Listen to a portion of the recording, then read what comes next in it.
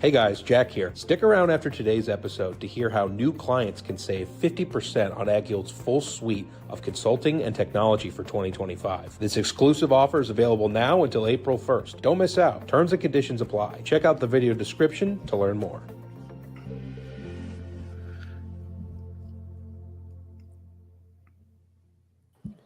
Good morning, everybody. It's Friday, March 14th, and this is the AgYield War Room. Dan Dempsey, and I'll be moderating today's session. As always, if you've got any questions or comments, please feel free to drop us a line in the chat area, and we'll be sure to get to it during the show. Overnight markets here at May corn down 4 1/4 at 461. May soybeans were up a half at 10.11 1/4, and May Chicago wheat was down a half at 562. This morning we had a couple of export sales announcements.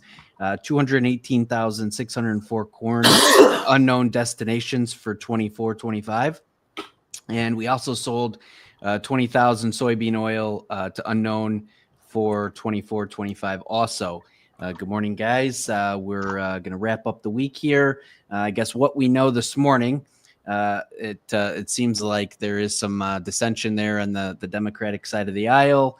Schumer talking about he's going to vote for the continuing resolution here today. So we'll see what that does, and if we can get over that 60 vote threshold and get that resolution done. And then we had Conab raising bean production and some of their outlooks yesterday. So I guess with that, Dustin, maybe a few thoughts to wrap up the week, and we'll throw it around the room. Yeah, good morning. We are, still looking at fairly low corn prices compared to what, the average producer probably wants to see or needs to see for profitability, for that matter. And, your stocks to use ratio is still quite low on that WASDE report when you look at ex-Chinese numbers.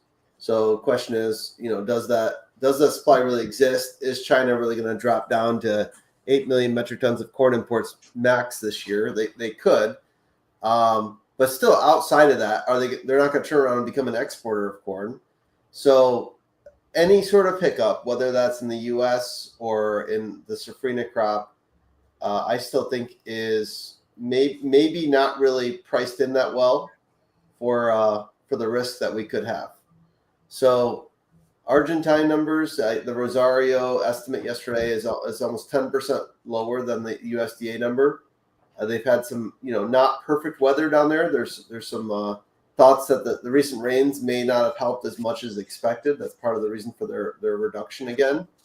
So I would just be again, a lot of concern is out there about falling corn prices, and I don't disagree with that. We have to protect ourselves in various ways, but there's multiple ways to go about it. There's just doing the black and white selling or not selling, or there's ways to box yourself into success through lighter types of coverage like insurance, or using options.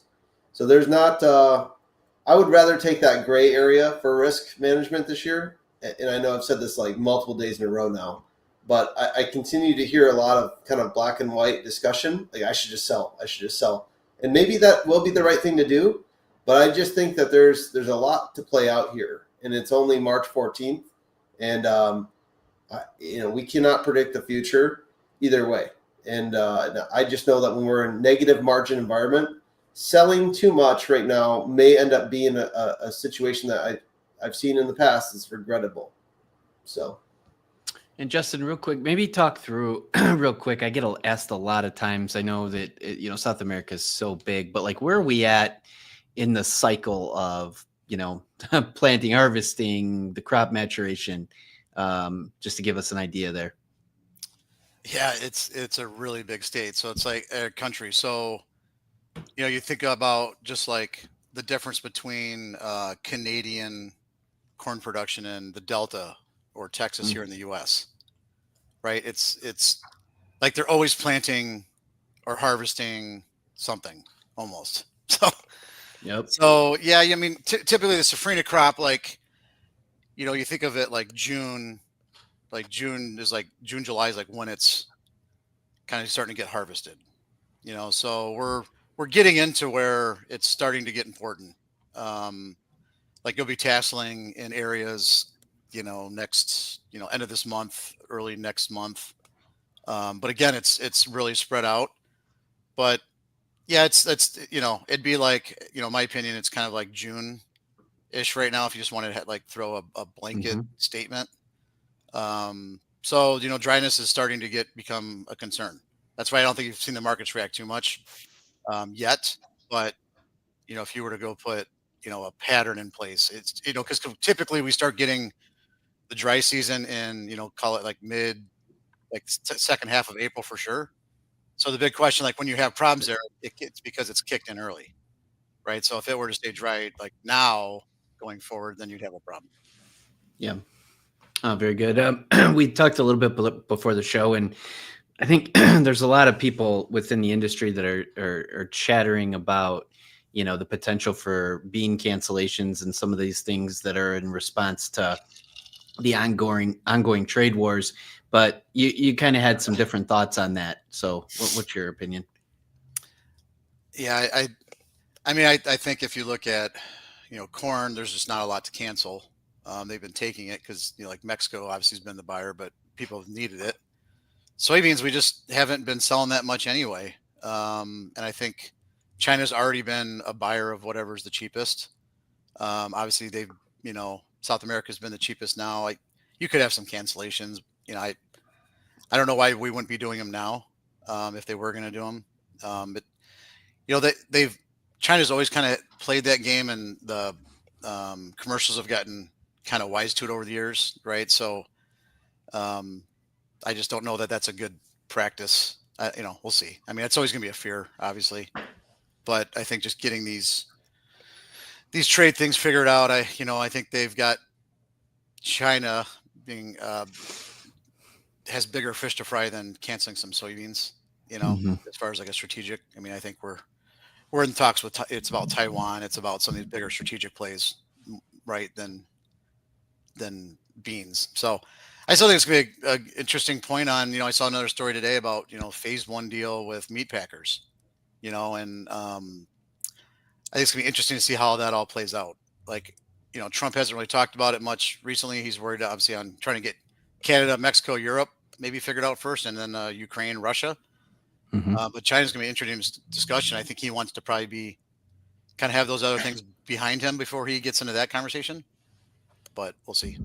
Yeah, you reference Ukraine and Russia. It's fascinating to see how the tables have turned in a week or so just in those talks. We're supposed to get a readout today from Witkoff and Putin, so that'll be interesting. Markets will be obviously keeping a close eye to see what Putin's thoughts are, because in theory, in principle, he agrees that the ceasefire can happen on these terms, but we'll see what devil in the details. But yeah, I mean, it's gonna be interesting. I mean, my point on that is, our point of view, I guess, is, he's been pretty clear what, territories he wants, all these things. It's going to be, what Trump, the U.S., Europe push back on, what the results are if he doesn't live up to these things. I think that's going to be the interesting part, right? Like, we don't want to say, oh yeah, just take what you want and right, ceasefire. There's going to be a lot of negotiations probably still. I'm assuming they're already having those. I would assume that we're not the first ones to hear about it on the wires. Right. So. Well, and that mineral deal too. I mean, that's just a whole nother avenue. Like, just in terms of our security and our interests over there being a little bit more in place versus where they're at today. Well, I think that's probably the only way to have security there without having NATO there. Right. So we'll see. Yeah, definitely. All right, Ben, put a bow on the week for us, will you? Yeah, I'm sitting here, enjoy the conversation. I think Dustin made a great point about, the gray area. And we look at crop insurance elections, and we got to do that. We have this 2-week window, we have a break, and it makes some of those decisions, I think, a little bit more clear. And I think it's really a gift that they've moved back the farm election date to April 15th. If you're making the decision between ARC and PLC, and you get to, hopefully we have a report and you get to deal with a big data dump, and it might give you a lot more context to be able to make that decision. And, from a trader's perspective, when you get to look back 2 weeks ago and see where we're at and make your decisions, I think that becomes the next big critical decision part of that gray area. Very good. And again, those are April 15th, I believe, right? Is when you gotta get that locked in. So you got an extra month versus crop insurance. And today's the final day. So if you're still on the fence on those crop insurance decisions, probably a good idea to look at that here this morning. But yeah, you got to get that part done. We made it through another week, guys. It's everybody's favorite time of the week. And look at we got props today. Let's shoot her on over to our good buddy Brian Williams. Top of the morning to you, Donnie. Here and go, brah, fellas. Today is Fun Fact Friday, St. Patrick's Guinness edition. Where's my Guinness? Oh, there it is. Founded in 1759 in Dublin, Ireland by Arthur Guinness. Only 4 ingredients: malted barley, hops, brewer's yeast, and water. The perfect pour is a 6-step process. It takes 119.5 seconds. You fill it, the pint 3/4 full, wait a minute, and then finish off. And that is the perfect pour. The official way to drink it is elbows up, perpendicular to the floor, head through the head, through the bitter part of it, through the sweeter body. Arthur opened up the Guinness, a 9,000-year lease at St. James Gate. $60, that's all it cost a year. He had free access to water until he decided to expand, and that went away. But drink up, I tell you, this weekend. Only 1 pint is on only 210 calories. That's less than 1 glass of milk or orange juice. Worldwide, over 10 million pints sold every day. 3 million pints are brewed daily in the Dublin brewery. This weekend, on St. Patrick's Day, 13 million pints consumed on St. Patrick's Day alone.